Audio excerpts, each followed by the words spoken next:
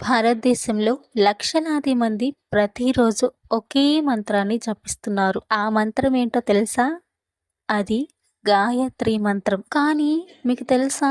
ఈ మంత్రం కేవలం పదాలు కాదు. ఇది ఓ దేవతా స్వరూపం. ఆమె పేరే గాయత్రీ దేవి. వేదాల తల్లి, జ్ఞానజ్యోతి, పరమాత్మ శక్తి. నవరాత్రి రెండవ రోజు అమ్మవారు గాయత్రి రూపంలో ఎందుకు దర్శనమిస్తారు? ఆమె వెనుక దాగి ఉన్న అసలు కథలు, రహస్యాలు ఇవాళ మనం వినబోతున్నాం. అందరికీ నమస్కారం. మన శ్రీమాత డివోషనల్ అఫీషియల్ ఛానల్ కి స్వాగతం. దేవి అనుగ్రహంతో మీరు అందరూ ఆనందంగా, ఆరోగ్యంగా, సుఖ సంతోషాలతో ఉండాలని మనస్ఫూర్తిగా కోరుకుంటున్నాను.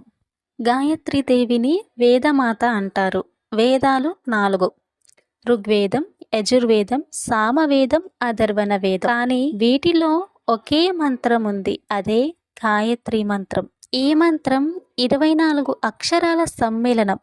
ప్రతి అక్షరం ఒక శక్తి, ఒక దేవత, ఒక జ్ఞాన బిందువు. ఈ 24 అక్షరాల శక్తులన్నీ కలిపి గాయత్రి దేవి అవతరిస్తుంది. పూర్వం బ్రహ్మదేవుడు సప్త సముద్ర తీరంలో మహాయజ్ఞం ప్రారంభించాడు. యజ్ఞంలో సరస్వతి దేవి తప్పనిసరిగా పక్కన కూర్చోవాలి. కానీ ఆమె ఆలస్యమయ్యింది. సమయం గడిచిపోతే యజ్ఞం విఫలమవుతుంది. అప్పుడు బ్రహ్మదేవుడు తన తపస్సుతో ఒక కొత్త రూపాన్ని సృష్టించాడు. ఆ రూపమే గాయత్రీదేవి. ఆమె వేదాల మూర్తి. యజ్ఞం విజయవంతమయ్యింది. కానీ సరస్వతీదేవి వచ్చేసరికి గాయత్రీదేవి పక్కన కూర్చొని ఉండడం చూసి ఆమె కొంచెం కోపగించుకుంది. అప్పటి నుండి గాయత్రి, సరస్వతీదేవి వేరువేరుగా ఆరాధింపబడుతున్నారు. ఇది గాయత్రీదేవి అవతారానికి సంబంధించిన అసలు కథ. ఇంకో కథ కూడా ఉంది. గాయత్రి మంత్రాన్ని భూమిపైకి తెచ్చిన వారు ఎవరో తెలుసా? ఆయన పేరు విశ్వామిత్ర మహర్షి. విశ్వామిత్రుడు ఒకప్పుడు క్షత్రియ రాజు. కానీ తరువాత కఠిన తపస్సు చేసి మహర్షిగా మారాడు. అతని తపస్సు చాలా శక్తివంతంగా ఉండేది. దేవతలు భయపడ్డారు. చివరికి సూర్యదేవుడు అతనికి ప్రత్యక్షమై గాయత్రి మంత్రం రహస్యమిచ్చాడు. అప్పటి నుండి గాయత్రి మంత్రం ప్రజల్లో వ్యాప్తి చెందింది. అందుకే విశ్వామిత్రుని గాయత్రి మంత్రద్రష్ట అని అంటారు. గాయత్రి మంత్రంలోని ప్రతి అక్షరం ఒక శక్తి. ఉదాహరణకు ఓం అంటే పరమాత్మ, భూ అంటే భూలోకం, భువః అంటే అంతరిక్షం, సువః అంటే స్వర్గం. ఇలా 24 అక్షరాలు కలిపి 24 దేవతా శక్తులను సూచిస్తాయి. మొత్తం 24 అక్షరాలు మనలోని 21 తత్వాలను శుద్ధి చేస్తాయి. మీరు ఎప్పుడైనా ఆలోచించారా? అమ్మవారికి 5 ముఖాలు ఉంటాయి. ఆ 5 ముఖాలు ఏ ఏ శక్తులకు ప్రతీకం అని ఎప్పుడైనా ఆలోచించారా మీరు? మీకు తెలుసా ఆ 5 ముఖాలు ఏ ఏ శక్తులకి ప్రతీకమని? ఇప్పుడు తెలుసుకుందాం రండి. గాయత్రి దేవిని 5 ముఖాలతో ఆరాధిస్తారు.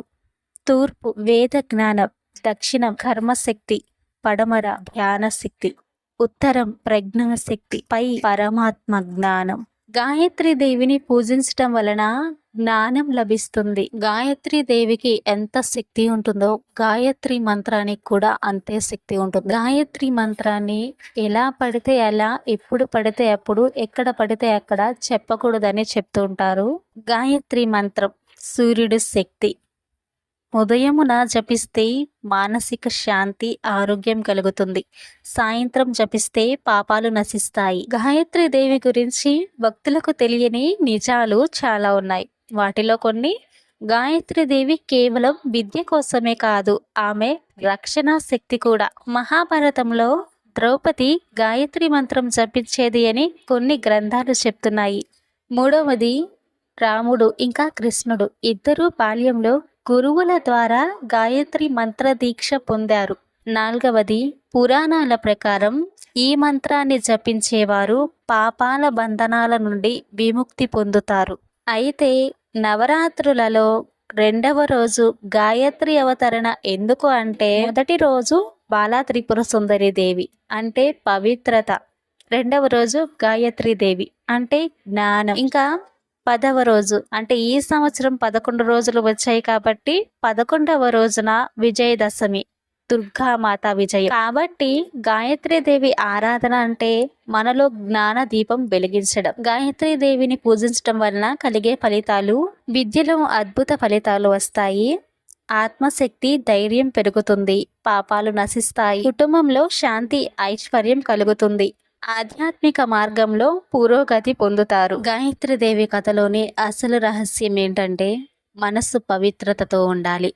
అది బాలాదేవి ఇస్తుంది. మనస్సులో జ్ఞానజ్యోతి వెలగాలి. అది గాయత్రీదేవి ఇస్తుంది. అప్పుడు మాత్రమే విజయదశమి రోజున మన జీవితం నిజమైన విజయాన్ని పొందుతుంది. అందుకే నవరాత్రి 2వ రోజు గాయత్రీదేవిని ఆరాధించడం అత్యంత పవిత్రమైనది. ఇదే గాయత్రీదేవి మహిమ. ఆమె అనుగ్రహం భక్తి శ్రద్ధతో పూజించే ప్రతి ఒక్కరికి జ్ఞానం, ఐశ్వర్యం, శాంతి ప్రసాదించే మహాతల్లి గాయత్రీదేవి. మీకు ఈ వీడియో నచ్చితే తప్పకుండా లైక్ చేయండి. మీ స్నేహితులతో, కుటుంబ సభ్యులతో ఈ అమ్మవారి కథని షేర్ చేయండి. వాళ్ళు కూడా అమ్మవారి మహిమలు తెలుసుకోగలుగుతారు. ఈ వీడియో ఎలా అనిపించింది? ఈ వీడియోపై మీ అభిప్రాయాన్ని కామెంట్లో రాయండి. ఇంకా తర్వాతి రోజు అన్నపూర్ణాదేవి అవతారం ఉంది. అన్నపూర్ణాదేవి మహిమ కథ వినాలి అనుకుంటే కామెంట్ చేయండి. అలాగే నా ఛానల్ని సబ్స్క్రైబ్ చేసుకోవడం మర్చిపోవద్దు. నా ఛానల్ని సబ్స్క్రైబ్ చేసుకోండి. పక్కనే ఉన్న బెల్ ఐకాన్ని క్లిక్ చేయండి. నేను చేసే ప్రతి వీడియో మీకే ఫస్ట్ నోటిఫికేషన్గా వస్తుంది. జై గాయత్రీదేవి. ధన్యవాదాలు. Thank you for watching. మర్చిపోకుండా అన్నపూర్ణాదేవి కథ కావాలంటే కామెంట్ చేయండి.